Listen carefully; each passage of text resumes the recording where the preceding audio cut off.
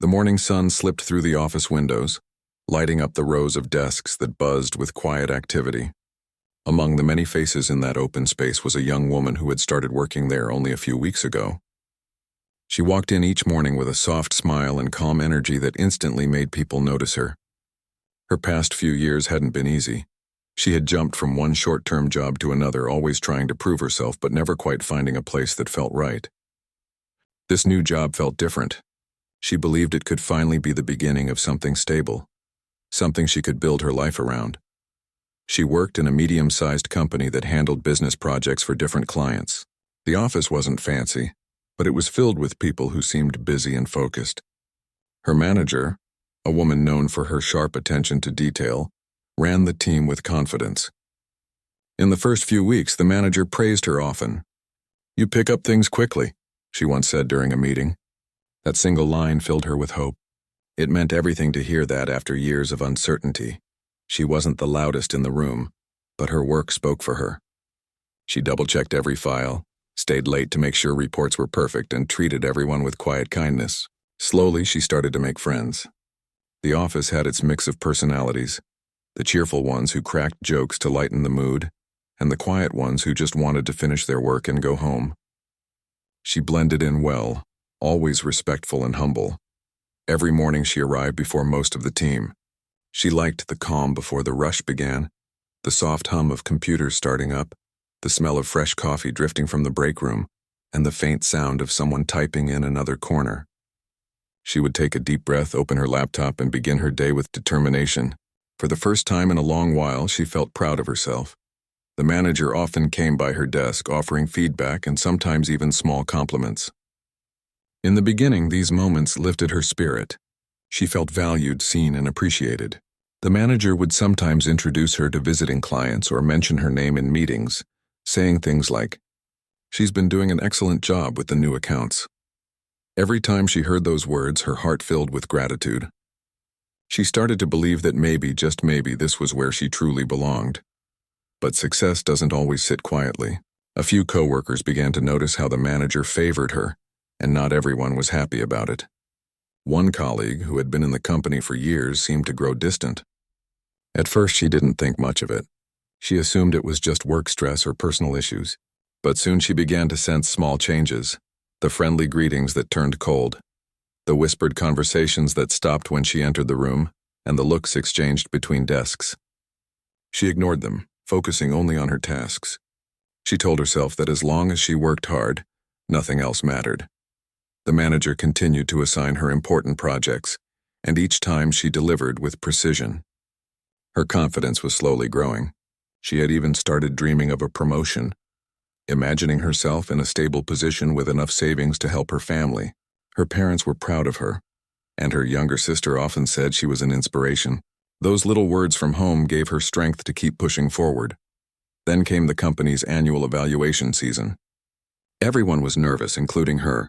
It was the time when managers reviewed each employee's performance.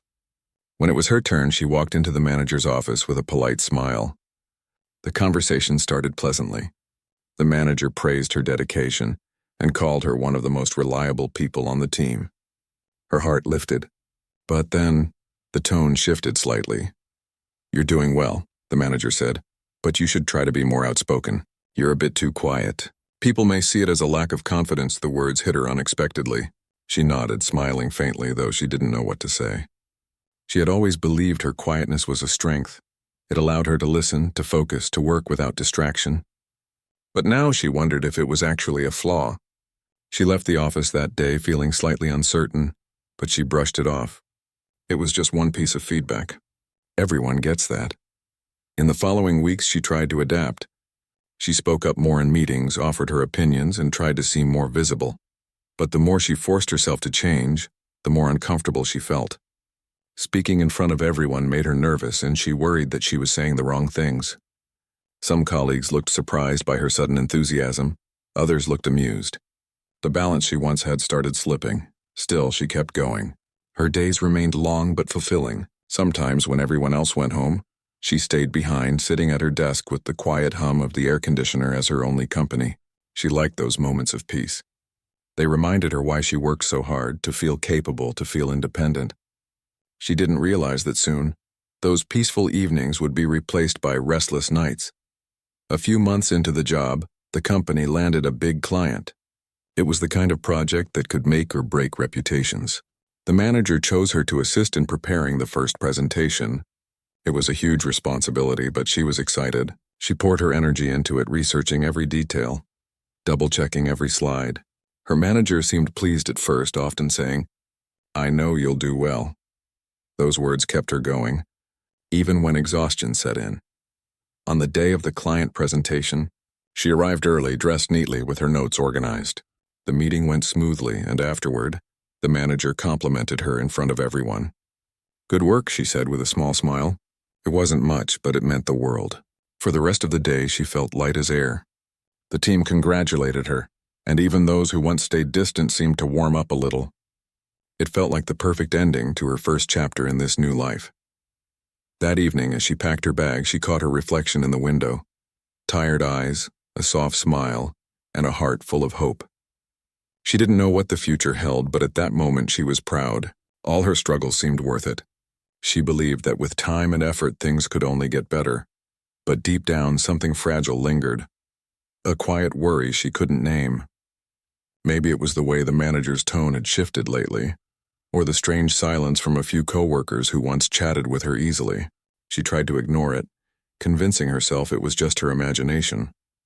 As she walked out of the office that night, the streetlights flickered gently, and a cool breeze brushed her face. The city outside was alive, filled with people chasing their own dreams. She smiled softly, whispering to herself that tomorrow would be another good day. She had no idea how quickly that hope would be tested.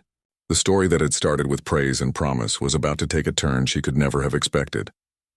The next few weeks passed with an uneasy calm.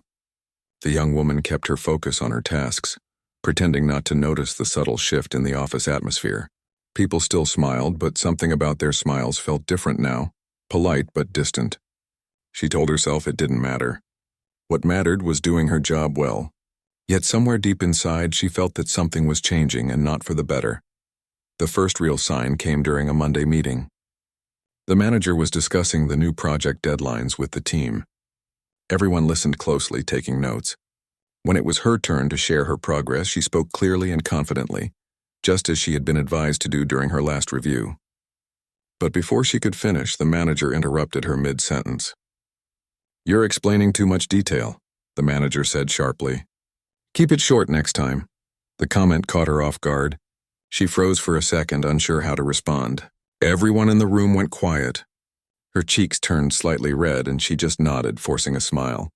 She tried to shake it off, thinking maybe the manager was just having a bad day. But the uncomfortable silence in the room stayed with her long after the meeting ended. After that, it started happening more often.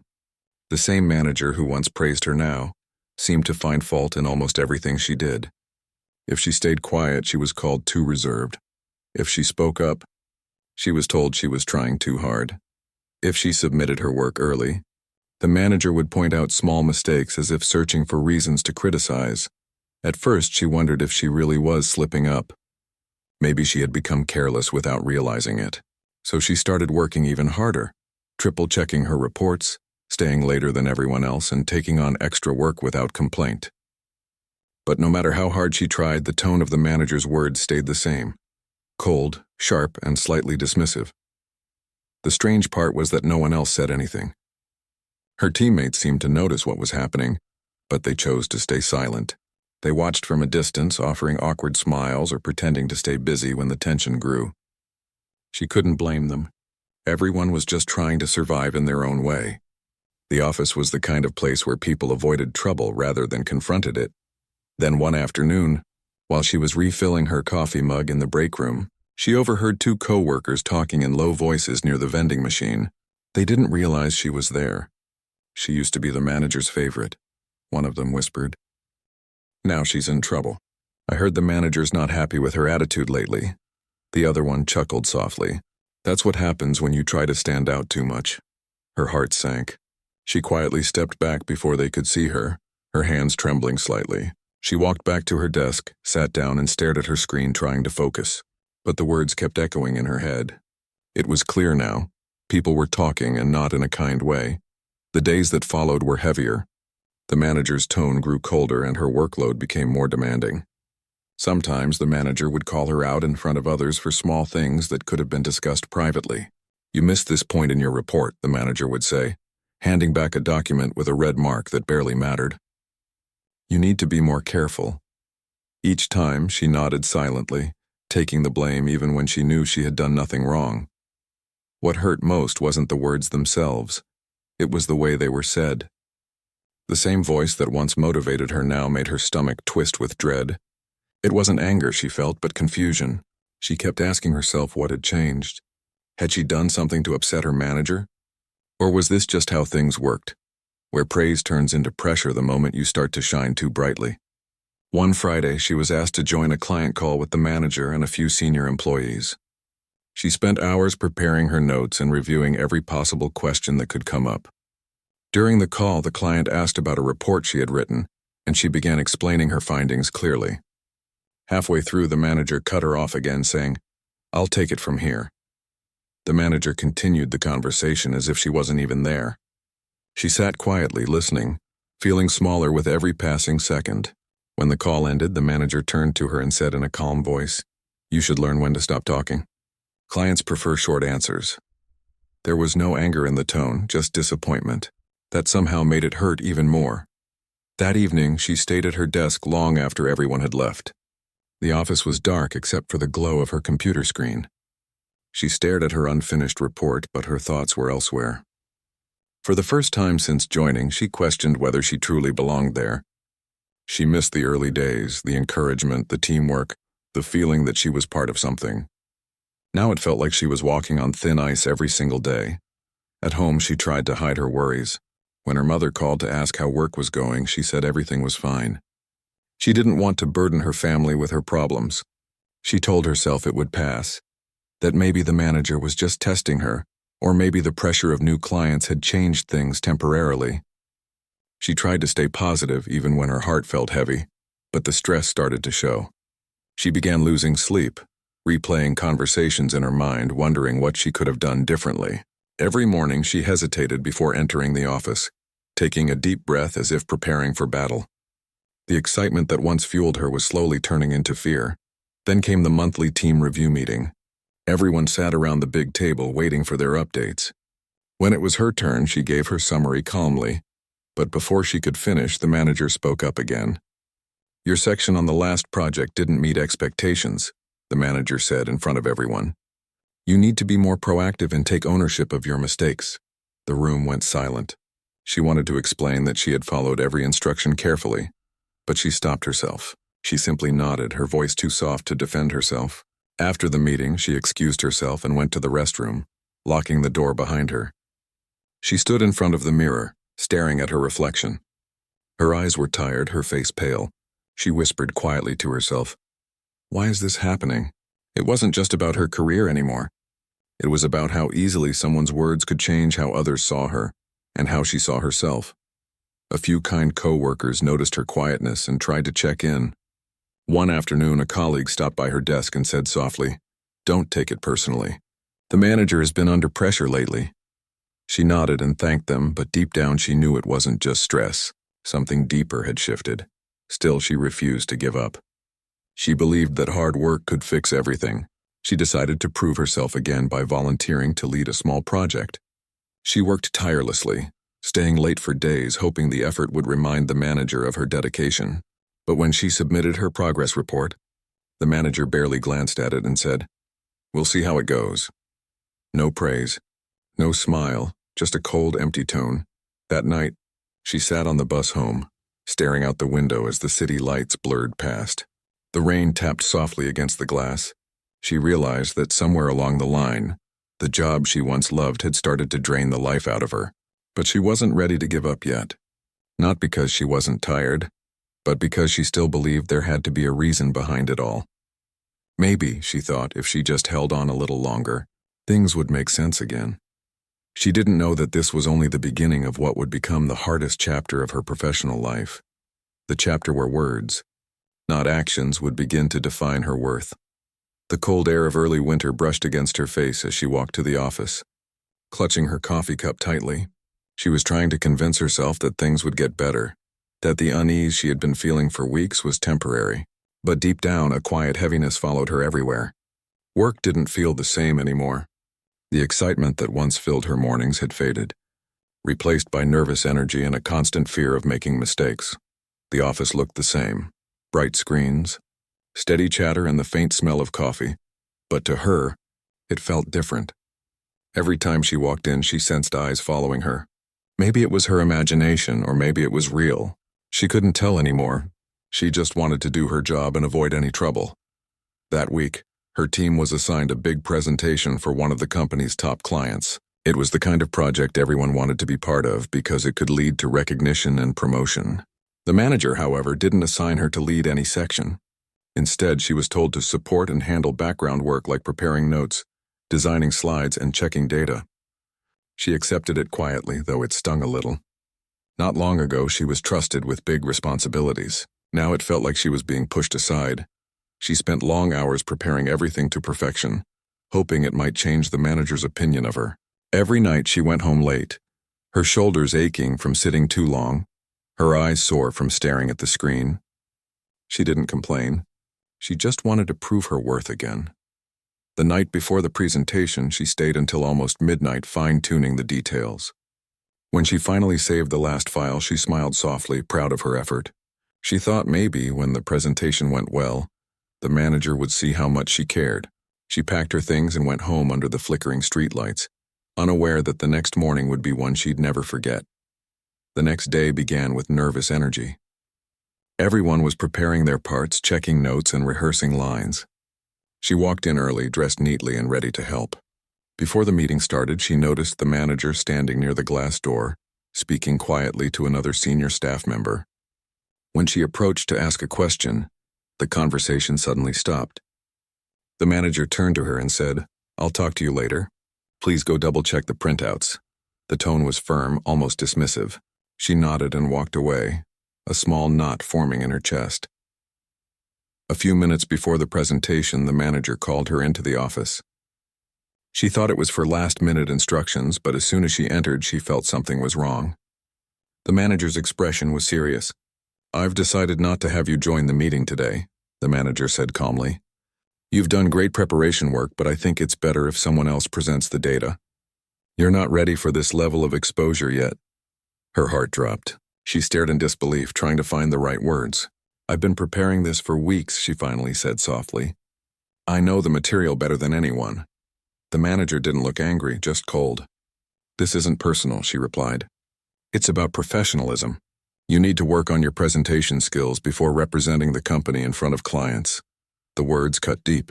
She wanted to argue, to defend herself, but her throat tightened. She stood silently for a moment before whispering, "I understand." She left the room, her hands trembling, and sat down at her desk, trying to keep her tears from showing. Her coworkers noticed the change immediately. She wasn't in the meeting, even though everyone knew she had prepared most of the work. A few exchanged glances, but said nothing. When the presentation ended, the team returned with smiles and laughter, celebrating how well it had gone.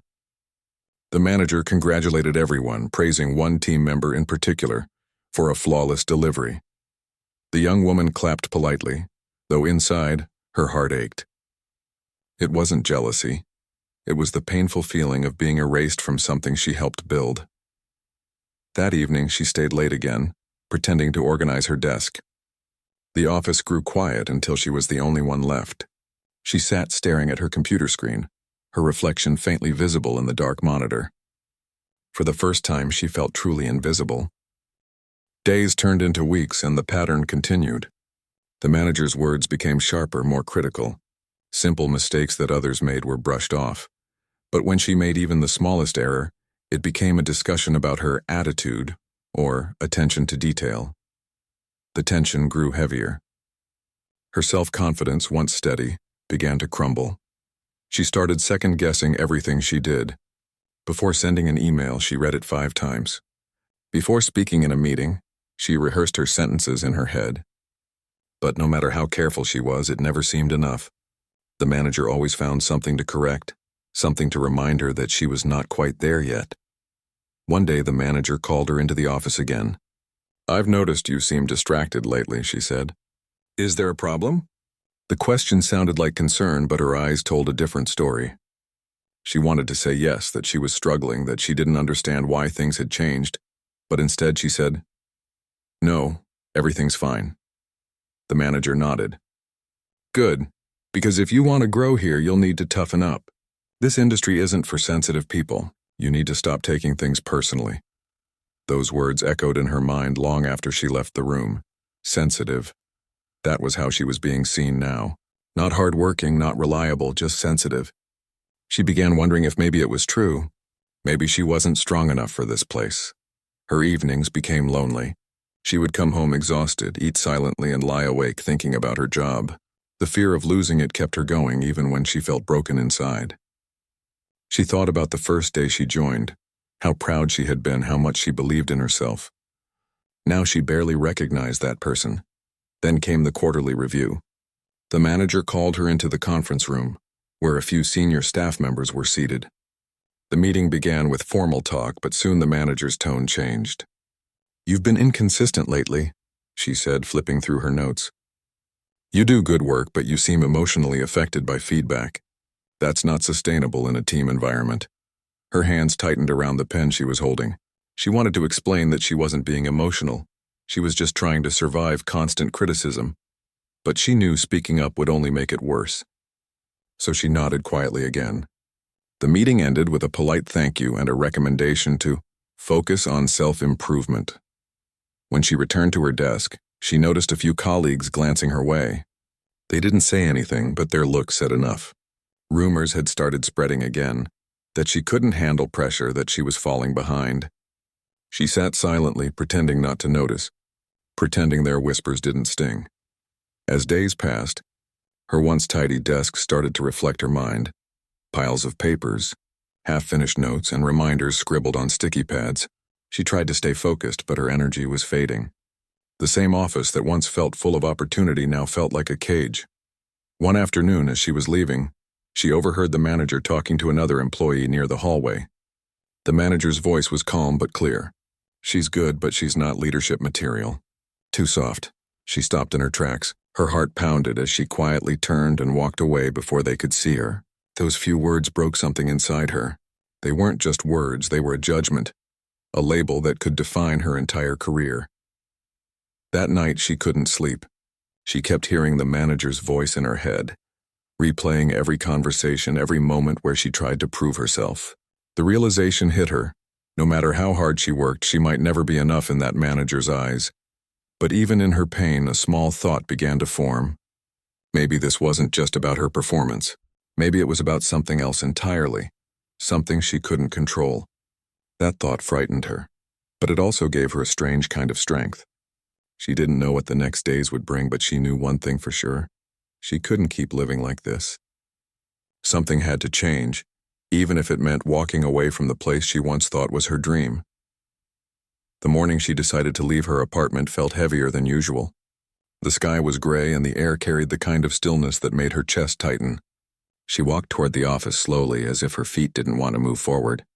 Every step felt like a quiet argument between her heart and her mind.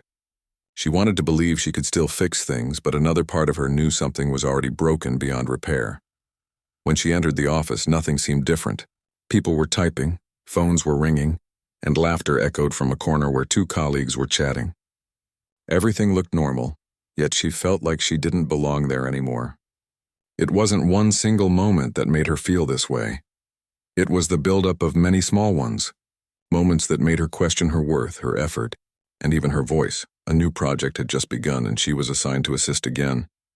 This time, the manager paired her with the same coworker who had presented at the last meeting, the one who had taken over her work before. She didn't hold grudges, but the situation felt uncomfortable. They worked side by side, barely speaking. Whenever she offered suggestions, the coworker nodded politely but rarely used them. When the manager came by to check progress, her feedback was the same as always, cold and short. "You're behind on your part," the manager said one day, even though she had already completed everything ahead of schedule.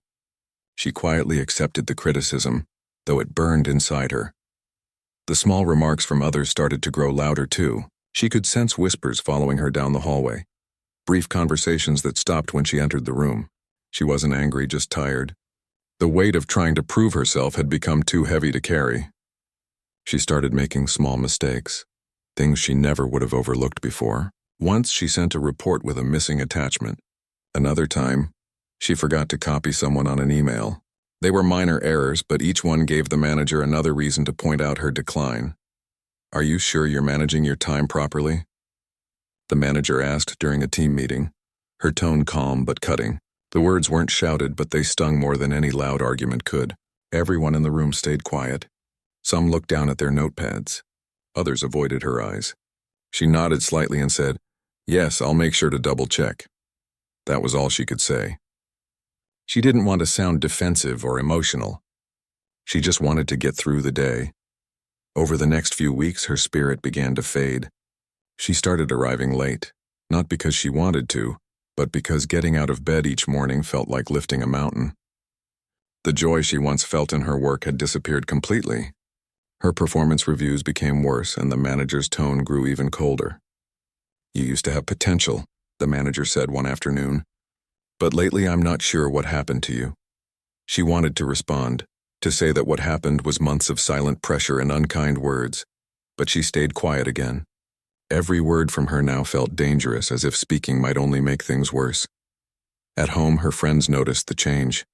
She had stopped joining them for dinner or calling to chat. When they asked how work was going, she simply smiled and said, "It's fine." But her tired eyes told another story.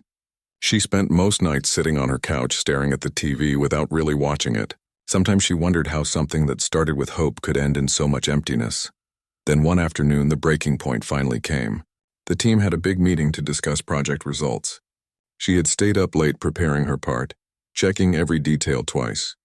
When it was her turn to speak, she began presenting calmly, her voice steady despite her nerves.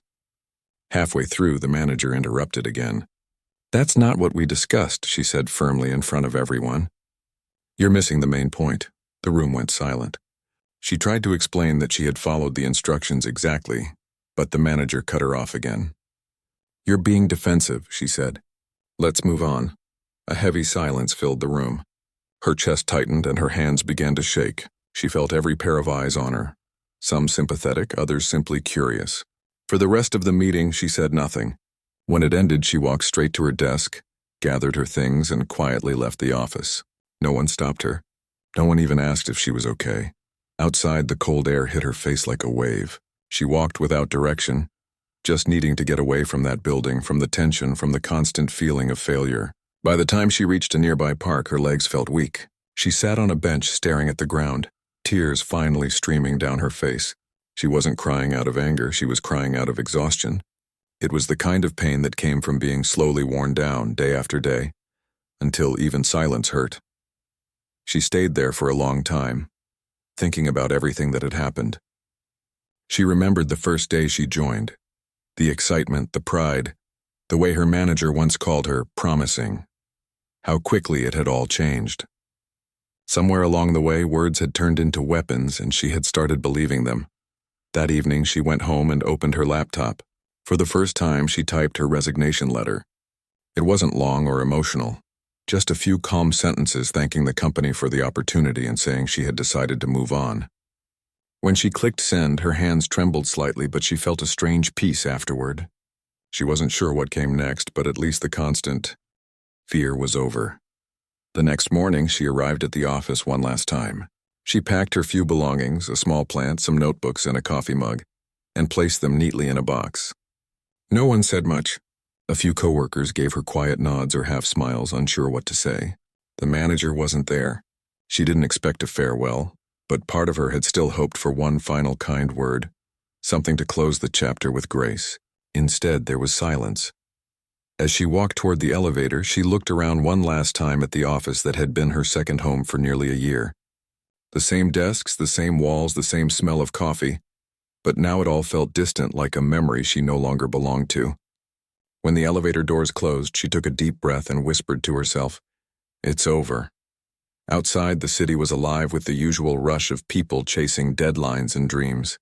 She walked slowly, the weight of months of pain lifting little by little with each step. It didn't feel like freedom yet, it felt like loss. But she knew she had done the right thing. Staying would have only taken more from her confidence, her peace, maybe even her love for her work. That night she sat by her window watching the lights of the city flicker. For the first time in months, she allowed herself to breathe without fear of judgment. The silence that once felt lonely now felt calm. She didn't know what the future would bring, but she promised herself one thing. She would never again let anyone's words decide her worth. In the following days, her absence barely seemed to ripple through the office. Work went on, meetings continued, and her name quickly faded from conversations. Only a few people quietly wondered what had really happened. But for her, the story wasn't ending there. It was just beginning. She didn't have a job yet, and her savings were limited. But she had something more important, the strength to start over. Though the wound was still fresh, she knew one thing for sure. Someday she would find a place where her effort was seen, where her silence was not mistaken for weakness, and where her worth wasn't measured by someone else's tone. For now, that hope was enough to keep her moving forward, one quiet, steady step at a time. The first few days after leaving her job felt strange. She woke up early out of habit, only to remember she didn't need to rush anywhere. The quiet apartment felt both peaceful and empty. For years, her mornings had started with noise. The sound of traffic, the rush of coffee brewing, the worry of being late. Now there was only silence, and in that silence she began to feel everything she had ignored for months. At first, she tried to fill her time with small things. She cleaned her apartment, cooked breakfast, even rearranged her bookshelf. But no matter what she did, her thoughts kept returning to the office, the long hours, the sharp words, the feeling of being unseen. Sometimes she replayed moments in her head, wondering if she could have done something differently. Maybe if she had spoken up earlier, maybe if she had told someone how she really felt. But deep down she knew she had done her best. One afternoon she decided to go for a walk in the park where she had cried that day after leaving work. The air was cool and children were laughing near the swings. It reminded her that life outside those office walls was still moving, still full of small, ordinary joys. She sat on a bench and closed her eyes, letting the sound of the wind and laughter wrap around her. For the first time in a long while, she felt a tiny spark of calm. Days turned into weeks. Slowly, she began to rebuild her routine. She started applying for new jobs, carefully rewriting her resume. Every time she opened a new application, she hesitated, afraid that the same thing might happen again, that she would find herself under another cold manager, trapped in another place where kindness was rare.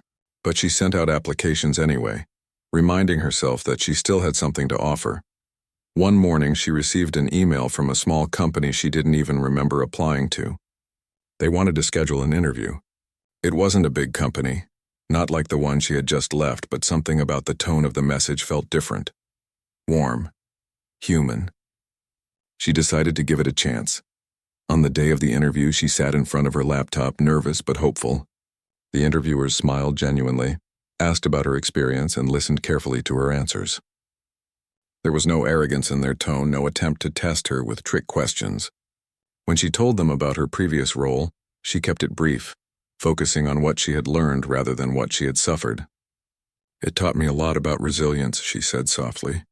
They nodded with understanding instead of judgment. When the interview ended, she closed her laptop and exhaled deeply. Whether she got the job or not, it felt good to speak honestly again, to be treated like a person, not a problem. A few days later, another email arrived. She had been offered the position. It wasn't a glamorous job or a huge salary, but she accepted it immediately. Something in her gut told her it was the right choice. Her first day at the new office felt completely different. The workplace was smaller, the atmosphere lighter. People greeted her kindly, not out of obligation but out of genuine warmth. Her new manager introduced himself with a smile and said, "We're glad to have you here. Take your time to settle in. No pressure, no comparisons, just patience." At first, she found herself cautious, almost waiting for the same cold treatment to appear again. When her manager gave feedback, she braced for harsh words, but they never came. Instead, he said things like, "Good effort, but let's adjust this part together," or "You're doing well. Let me know if you need support." It took her weeks to believe that he actually meant it. Little by little, she started to open up again. Her confidence began to return, not through praise but through simple trust. Her team appreciated her quiet, thoughtful nature. They didn't interrupt her in meetings or take credit for her ideas. For the first time, her voice felt like it mattered. One afternoon, after finishing a small project, her manager called her into his office. Her heart raced, memories of old criticism flashing in her mind, but he smiled and said, "You did great work on this. The client loved your ideas." The words were simple, but they hit her deeply. She managed a small smile and said, "Thank you." That night, she walked home feeling lighter. She realized how much she had changed, not just her job, but her way of seeing herself. She had spent so long believing she wasn't enough that she had forgotten how strong she actually was. As weeks passed, she found herself waking up early again, not out of fear, but out of excitement. She began to enjoy her mornings, sipping her coffee by the window, planning her day with calm energy. She even started helping new employees at the office, remembering how lost she once felt. She made sure to speak kindly, to listen, to encourage. One day during a lunch break, a younger colleague told her, "You're really easy to talk to. It makes this place feel better." She smiled, realizing that she had become the kind of person she once needed. But even as her new life grew brighter, she still carried memories of her old workplace, not with anger anymore, but with understanding. It had hurt her deeply, but it had also taught her what kind of environment she would never accept again. It had shown her the difference between leading with fear and leading with kindness. Months later, she received a message from one of her old co-workers. The manager left, it read. "Things changed a lot since you left. I think you'd be happy to know that." She didn't respond right away. She just stared at the message for a moment, feeling a quiet sense of closure. She didn't wish ill on anyone, not even the person who had hurt her. She simply hoped they had learned something too. That evening, she walked through the same park where everything had once fallen apart. The sunset painted the sky in shades of orange and gold. She sat on the same bench and smiled to herself. The pain that once lived in that place had turned into something else: strength, wisdom, and peace. She thought about how far she had come, from crying in silence to finding her voice again. From being broken down to standing tall on her own terms. Her journey hadn't been easy, but it had been real. And that was what made it beautiful. As the wind brushed through the trees, she whispered softly, "Thank you." She wasn't sure who she was thanking, the universe, fate, or maybe herself for not giving up when everything felt impossible. She stood up and started walking home, her steps steady and sure. The world around her felt alive again, the sound of laughter, the warmth of sunlight, the rhythm of her own heartbeat. She no longer needed anyone's approval to know her worth. She had learned that sometimes the hardest endings lead to the most honest beginnings, and in that truth, she found something far greater than success. She found peace. From that day on, she didn't chase validation or perfection. She focused on being present, doing her work with care and treating others the way she had once wished to be treated, because she finally understood that the kind of power that lasts isn't the power to control, it's the power to heal, to rebuild, and to stay kind even after being hurt. And as she walked away from the park, the city lights flickered like tiny stars around her. She didn't look back this time. She didn't need to. The past had already taught her everything she needed to move forward, and now she was finally ready to live freely, on her own terms, with an open heart and quiet strength that no one could ever take away again.